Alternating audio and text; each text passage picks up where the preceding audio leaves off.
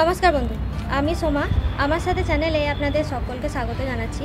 আজ আমি আপনাদেরকে নিয়ে যাব এক সতীপীঠ, যে সতীপীঠ আসানসোলে অবস্থিত, সেই আসানসোলের ঘাগরবুড়ি মন্দির। তাহলে চলুন রওনা দেওয়া যাক। সারাদিন সাথে থাকুন আর দেখতে থাকুন। ঘাগরবুড়ি হলেন বাংলার লৌকিক দেবতা। আসানসোল শহরের উত্তরে ক্লেদবাহী শীর্ণকায় নুনিয়া নদীর তীরে অধিষ্ঠিতা রাঢ় বাংলার জাগ্রত দেবী মা শ্রী শ্রী ঘাগরবুড়ি। মা ঘাগরবুড়ির আদেশে মন্দির প্রতিষ্ঠা হয় 1620 সালে।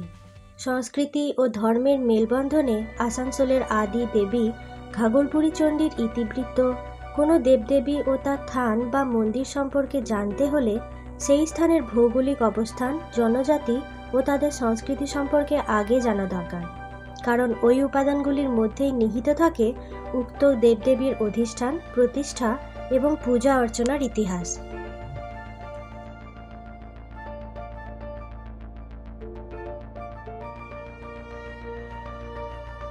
প্রত্যেক শনিবার মায়ের খিচুড়ি ভোগ হয়।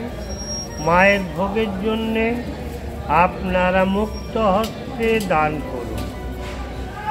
ভোগের মেনু থাকে, আপনার খিচুড়ি থাকে, 5 মিশালি একটা ভেজ থাকে, চাটনি, পায়েস।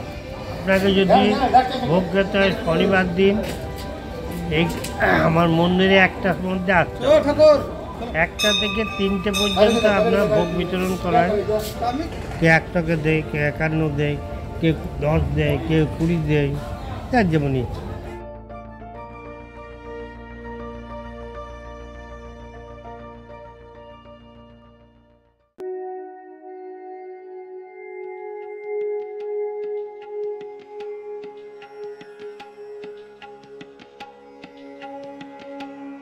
ঘাগরবুড়ি মা আজ থেকে প্রায় 650 বছর আগের থেকে, 600 থেকে 650 আগের থেকে এখানে আমার দাদু, তার দাদুকে মা দর্শন দিয়েছিলেন এবং বুড়ি রূপে ঘাগরা পরে, রাজস্থানেরা যেমন ঘাগরা পরে, সেই ঘাগরা পরে মা ঘাগরবুড়ি দর্শন দিয়েছিলেন আমার দাদুকে কাঙাল চক্রবর্তী। সবচেয়ে এই ঘাগরা বুড়ি মা স্বপ্ন দিলেন যে আমি হচ্ছি মা দুর্গা চণ্ডী। সেই ঘাগরা কারো ছেলে পেলে হচ্ছে না, তার জন্য মা স্বপ্ন পূরণ হয়ে গেছে। কারো বিয়ে হচ্ছে না, তার জন্য, কারো নানা রকম শারীরিক পীড়া খাচ্ছে, তার জন্য, সব উন্নতির জন্য মায়ের স্বপ্নান্ত ওষুধ, স্বপ্নান্ত কবচ আমাদের দেওয়া।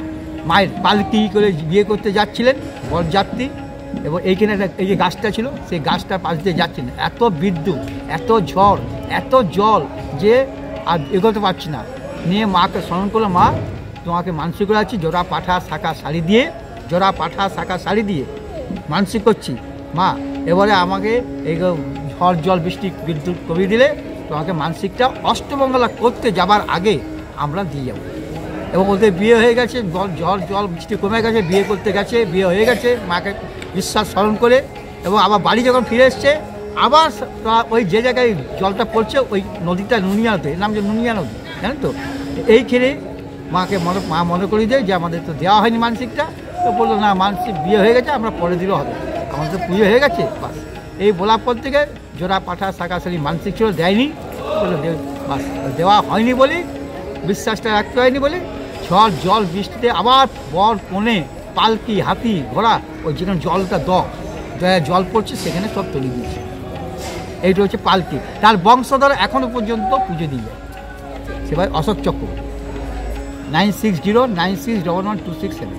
এটা পয়লা মাঘ, প্রত্যেকবার পয়লা মাঘ মেলা হয়। তবে এবার সুদূর অতীতে আসান, শাল, সেগুন, মুরগা, পলাশ, বিভিন্ন পর্ণমোচী বৃক্ষ অধ্যুষিত হিংস্র সাবদংশকুল অরণ্যভূমি ছিল আসানসোল।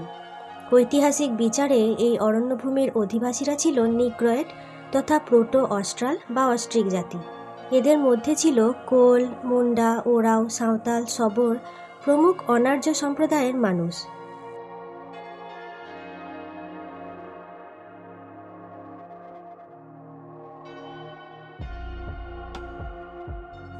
আসানসোল বনভূমির উত্তরে প্রবাহিত নুনি নদীর উত্তর পাড়ের অপেক্ষাকৃত উঁচু জমিতে ছিল এদের বাস।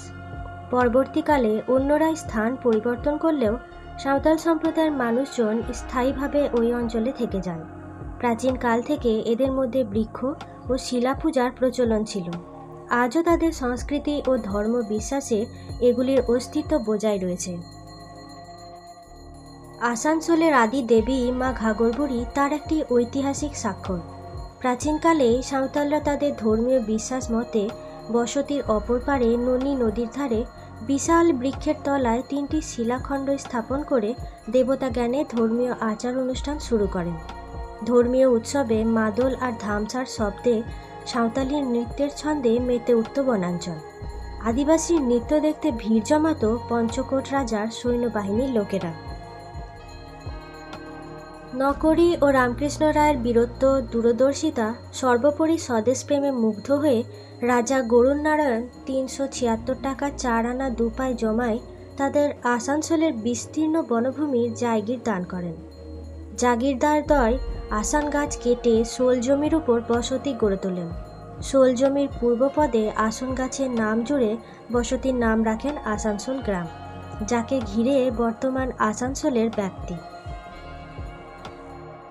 নকরি ও রামকৃষ্ণ রায়ের তত্ত্বাবধানে ঘাগরবুড়ির থানে মন্দির নির্মাণ ও নিত্য পুজোর জন্য পুরোহিত নিয়োগের চেষ্টা করা হয়, কিন্তু গ্রামস্থ পুরোহিতরা কেউই জঙ্গলাকীর্ণ ঘাগর থানে এসে নিয়মিত মায়ের পুজো করতে রাজি ছিলেন না। পরবর্তীকালে চক্রবর্তী পরিবার দেবীর নিত্য পুজোর দায়িত্ব নেন এবং সেবায়িত মনোনীত হন। সেই সময় থেকে আদিবাসীদের পরিবর্তে ব্রাহ্মণ দ্বারা পূজিত হতে থাকেন ঘাগরবুড়ি চণ্ডীমাতা। আসানসোল মৌজার 94 নম্বর খতিয়ান থেকে জানা যায়, ঘাগরবুড়ি চণ্ডীমাতা মন্দিরের মালিকানা সত্ত্ব নকরি ও রামকৃষ্ণ রায়ের উত্তরসূরি আগুরি সমাজের নীলকণ্ঠস্বর জিউ ট্রাস্টি বোর্ডের। এই দেবোত্তর সম্পত্তির সেবায়েত অতুলচন্দ্র চক্রবর্তী, পিতা কাঙ্গালচন্দ্র চক্রবর্তী। প্রতি বছর 1 মাঘ মন্দিরের মালিকপক্ষ মন্দির প্রাঙ্গণে মেলার আয়োজন করে। ওই দিন দুপুর 2টোর পর মন্দিরের দায়িত্ব সেদিনের জন্য তুলে দেওয়া হয় সাঁওতাল সমাজের হাতে। ঘাগরবুড়ি চণ্ডীমাতা লৌকিক দেবী না বৈদিক দেবী এ প্রশ্ন ভুলে বাংলা, বিহার, ঝাড়খণ্ড থেকে সাধারণ মানুষের সাথে সাঁওতাল সমাজের প্রচুর মানুষজনের সমাবেশ ঘটে এই মেলা প্রাঙ্গণে, কারণ মা যে সকলের মঙ্গলময়ী।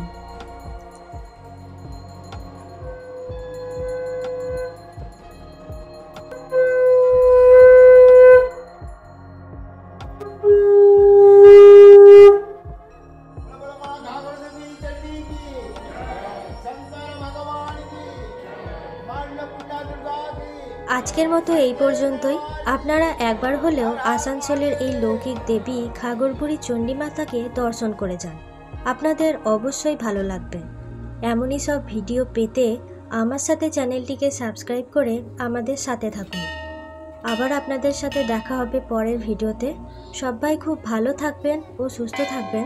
ধন্যবাদ।